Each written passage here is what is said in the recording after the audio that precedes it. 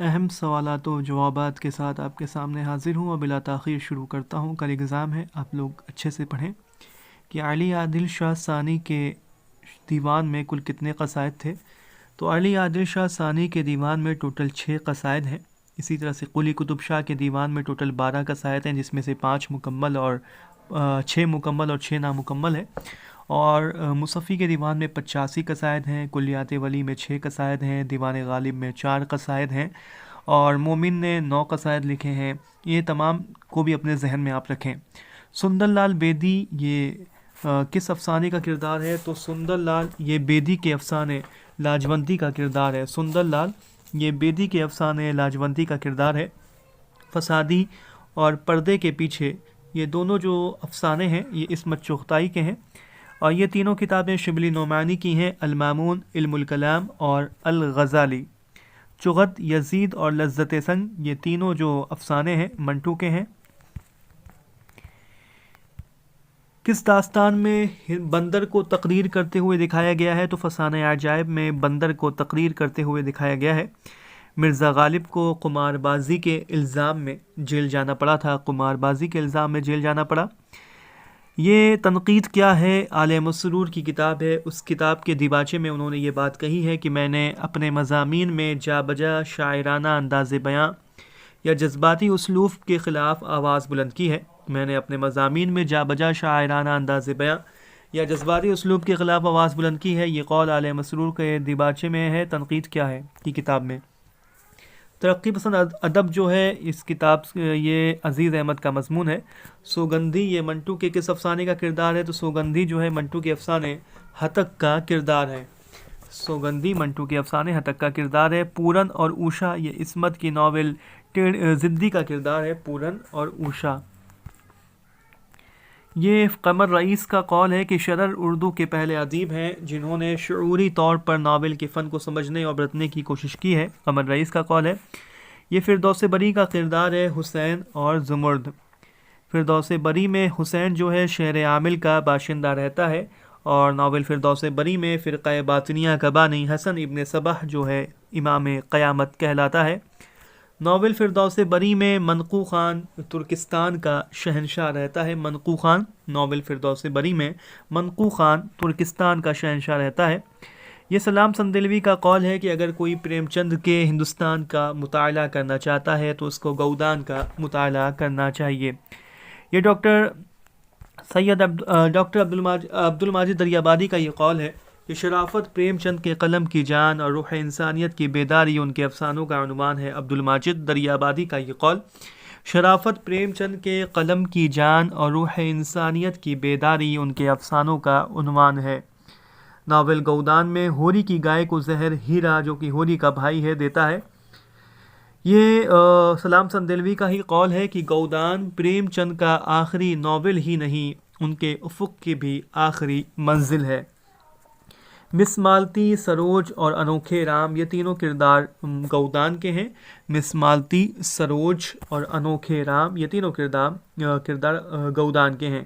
عصمت کا افسانہ لحاف پر Lahore high court میں 1944 میں مقدمہ دائر ہوا تھا۔ یہ پطرس بخاری کا قول ہے کہ عصمت کو سماج سے نہیں بلکہ اشخاص سے شغف ہے۔ عصمت کی پہلی ناول ہے زدی جو کہ 1941 میں منظر عام پر آئی، اور ان کی دوسری ناول ہے ٹیڑھی لکیر جو کہ ہمارے نصاب میں شامل ہے، 1945 میں شائع ہوئی۔ ٹیڑھی لکیر کی آخری یعنی تیسری منزل میں ٹوٹل 13 ابواب ہیں۔ دل کی دنیا، عجیب آدمی اور باندی یہ تینوں ناول عصمت چغتائی کی ہیں۔ دل کی دنیا، عجیب آدمی اور باندی۔ آگ ہے، اولاد ابراہیم ہے، نمرود ہے، کیا کسی کو پھر کسی کا امتحان مقصود ہے، خضر راہ کا یہ شعر ہے۔ مدن سینا اور صدیاں یہ تجرباتی افسانہ ہے، مدن سینا اور صدیاں۔ دیا شنکر نسیم نے کس عہد میں ہوش سنبھالا؟ تو دیا شنکر نسیم نے عہد امجد علی شاہ میں ہوش سنبھالا تھا۔ میر اصل دہلوی تو ہیں میر درد کے شاگرد ہیں، میر اصل دہلوی میر درد کے شاگرد تھے۔ آثار ابوالکلام قاضی عبدالغفار کی تصنیف ہے۔ کس نے اپنے بیشتر ڈراموں میں ہندو مذہب سے تعلق رکھنے والی کہانیوں کو بنیاد بنایا ہے؟ تو پنڈت بیتاب نے۔ اپنے بیشتر ڈراموں میں ہندو مذہب سے تعلق رکھنے والی کہانیوں کو بنیاد بنایا تھا۔ غلام غوث بے خبر یہ مرزا غالب کے دوست تھے۔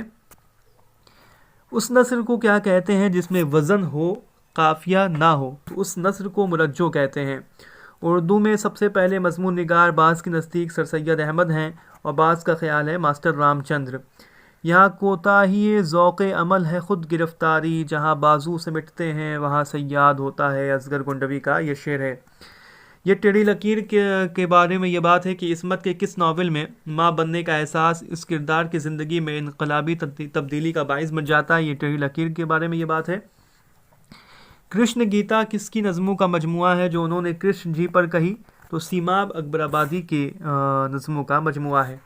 یہ علی سردار جعفری کا قول ہے کہ ہمارے اعلان نامے نے فراریت، حیت پرستی، کھوکھلی روحانیت، ماضی پرستی، نسلی تعصب اور انسانی استحصال کی مخالفت اور سائنسی عقل پسندی اور حقیقت نگاری کا مطالبہ کیا اور تغیر اور ترقی کی راہ دکھائی۔ سردار جعفری کا یہ قول کہ ہمارے اعلان نامے نے فراریت، حیت پرستی، کھوکھلی روحانیت، ماضی پرستی، نسلی تعصب اور انسانی استحصال کی مخالفت اور سائنسی عقل پسندی اور حقیقت نگاری کا مطالبہ کیا اور تغیر اور ترقی کی راہ دکھائی۔ یہ سردار جعفری کا قول ہے۔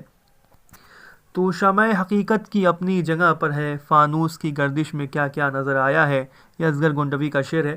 جدیدیت کی سیر حیات اللہ انصاری کی کتاب ہے۔ محی الدین قادری زور کا مدفن شری نگر کشمیر میں ہے۔ محی الدین قادری زور کا مدفن شری نگر کشمیر میں ہے۔ ادب میں فحاشی کے خلاف قرارداد حیدرآباد کانفرنس میں پیش کی گئی۔ حیدرآباد کانفرنس میں پیش کی گئی تھی ادب میں فحاشی کے خلاف قرارداد۔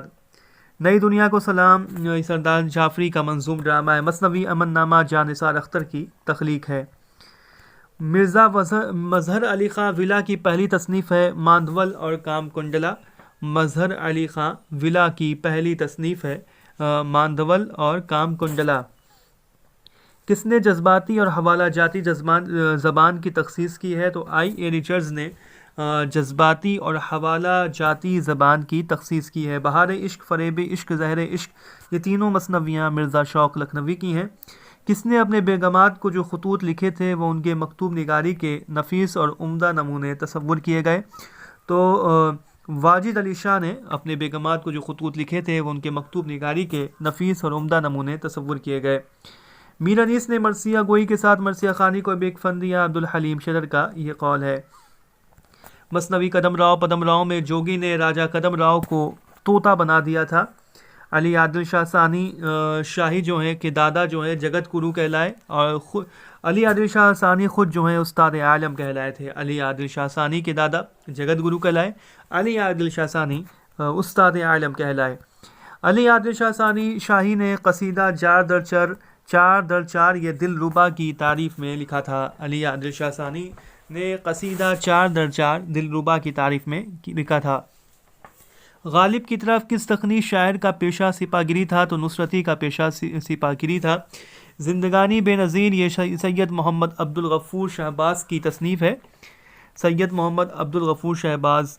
کس تاریخی مصرع سے نصرتی کا سال وفات برآمد ہوتا ہے؟ تو نصرتی شہید رہے سے نصرتی کا سال وفات برآمد ہوتا ہے۔ علی عادل شاہ ثانی شاہی کے قصیدے میں کس شاعر کا اثر واضح طور پر جھلکتا ہے؟ تو نصرتی کا اثر علی عادل شاہ ثانی شاہی کے قصیدے میں واضح طور پر جھلکتا ہے۔ اردو ادب کے کس مورخ نے مثنوی علی نامہ کو دکنی ادب کا شاہ نامہ قرار دیا ہے؟ تو جمیل جالبی نے مثنوی علی نامہ کو دکنی ادب کا شاہ نامہ قرار دیا ہے۔ بحر متقارب مسمن مقصور کا وزن کون سا ہے؟ تو فعولن فعولن فعولن فعولن فعول یہ بحر متقارب مسمن مقصور کا وزن ہے۔ حروف قافیہ کی تعداد 9 ہیں۔ اور کس انگریز اہل قلم نے نذیر اکبر آبادی کو جینیس کہا ہے؟ تو فیلن نے نذیر اکبر آبادی کو جینیس کہا ہے۔ فیلن نے نذیر اکبر آبادی کو جینیس کہا ہے۔ مرزا شوق لکھنوی وہ شاعر ہیں جسے دل لگی کے بغیر کھانا ہضم نہیں ہوتا تھا۔ دیا شنکر نسیم آتش کے شاگرد تھے لیکن ان کا رنگ سخن ناسخ سے ملتا تھا۔ جوش کو کس شاعر سے شرف تلمیذ حاصل ہوا؟ تو عزیز لکھنوی سے جوش ملیح آبادی کو شرف تلمذ حاصل ہوا؟ کس شاعر کے کلام میں ضمیاتی تلازموں اور دیومالائی افکار کی عکاسی ملتی ہے؟ تو فراق گورکھپوری کے کلام میں یہ باتیں پائی جاتی ہیں۔ اس میں لطف زبان کہاں ایک تک بندی اور بھٹیار خانہ جمع ہے، یہ جملہ فسانہ عجائب کے تعلق سے مرزا غالب نے کہا تھا۔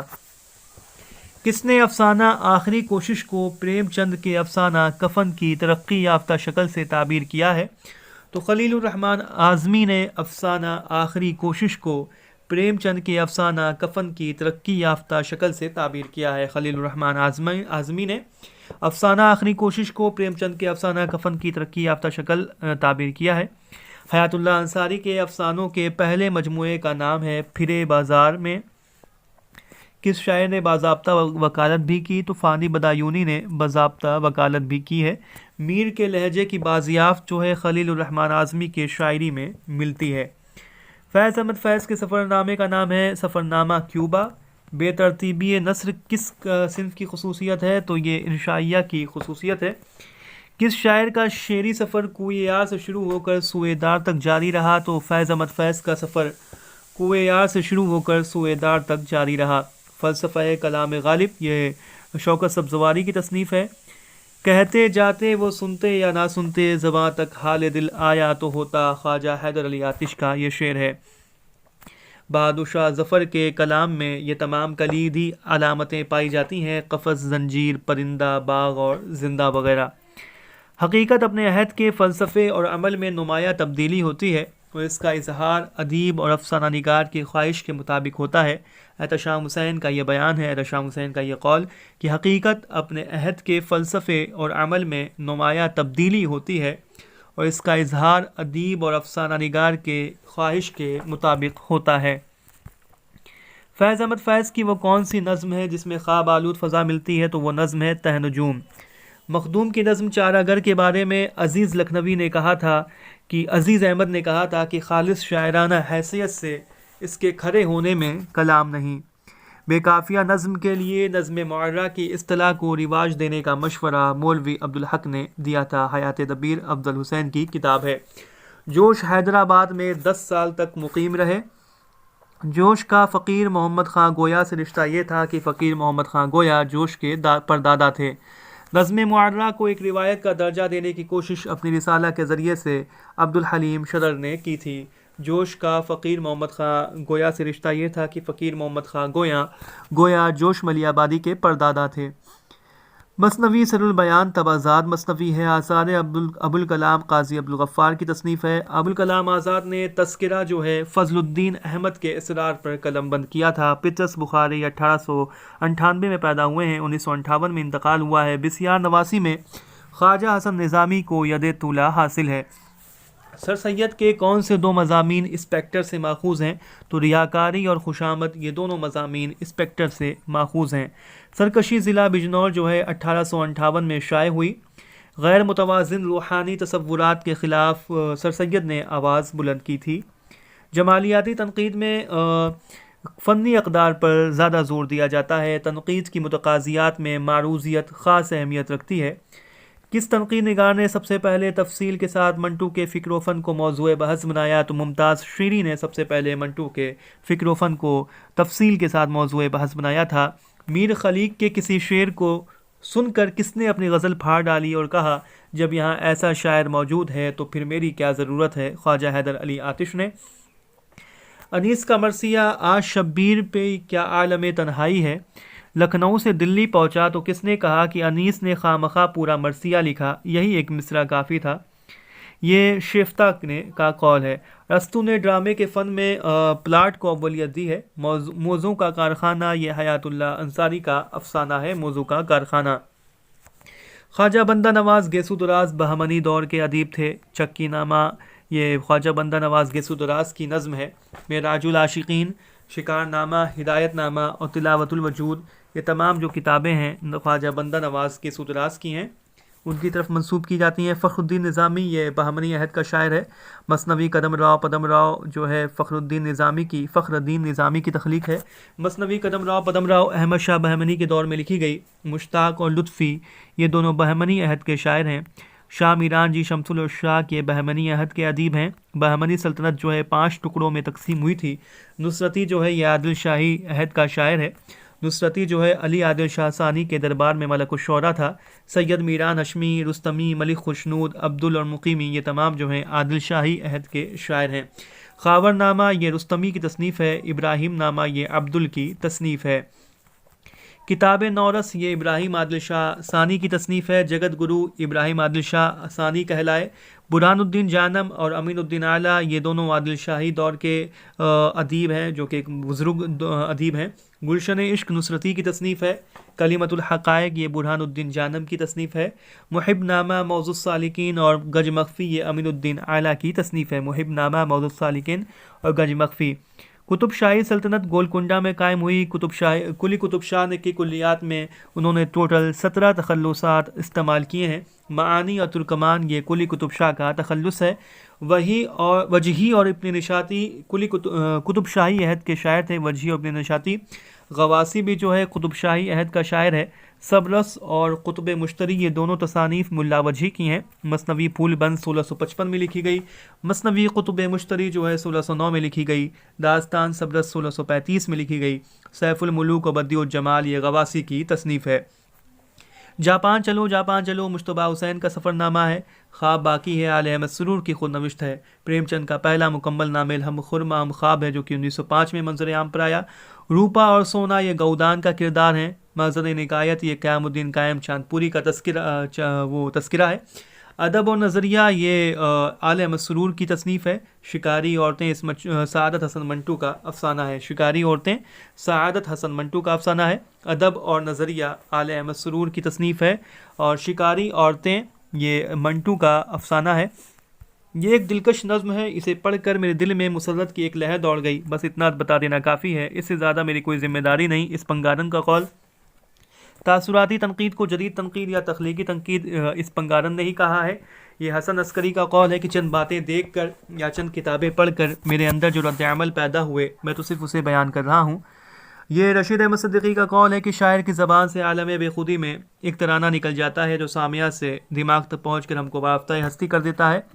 اردو کی جدید انقلابی شاعری سجاد ظہیر کی یہ کا مضمون ہے. اور اختر حسین رائے پوری کا یہ قول ہے کہ ادیب اپنے ماحول سے کچھ لیتا ہے اور اس قرض کو اپنی شخصیت کے سود کے ساتھ واپس کر دیتا ہے. تنقید کو گھوڑے کو ہل چلانے سے روکنے والی مکھی سے تشبیہ جو ہے چیخوف نے دی ہے. کس کا کہنا ہے کہ تنقید ادب کے ساتھ وہی سلوک کرتا ہے جو ڈاکٹر جسم کے ساتھ کرتا ہے. یہ ریچرڈسن کا قول ہے. تنقید پر بھروسہ کرنے سے پہلے ہر ناممکن بات پر بھروسہ کر لو. بائرن کا قول ہے. تنقید نگار کی ذمہ داری بس اتنی ہے کہ وہ انہیں ان کے اصل روپ میں دیکھیں، ان کے بارے میں اپنے تاثرات بیان کر دے. والٹر پیٹر کا قول ہے. ارسطو کی کتاب بوتیقہ جو ہے 26 ابواب میں ہے. کولرج نے تنقید کو استدلال کی سائنس کہا ہے جو تخلیق شعر کے مسائل سے بحث کرتی ہے. اسرار البلاغت اور دلائل الاعجاز عبد القاہر جرجانی کی تصنیف ہے. گلستان بے خزاں میر قطب الدین باطن کا تذکرہ ہے. تو یہ کچھ اہم سوالات میں نے آپ کے سامنے رکھے ہیں. انشاءاللہ جلد ہی میں ایک موک ٹیسٹ بھی آج ہی آپ کے سامنے رکھنے والا ہوں. آپ اس کا بھی انتظار کیجیے اور چیک کرتے رہیے. جلدی میں ایک موک ٹیسٹ آپ کے سامنے رکھوں گا.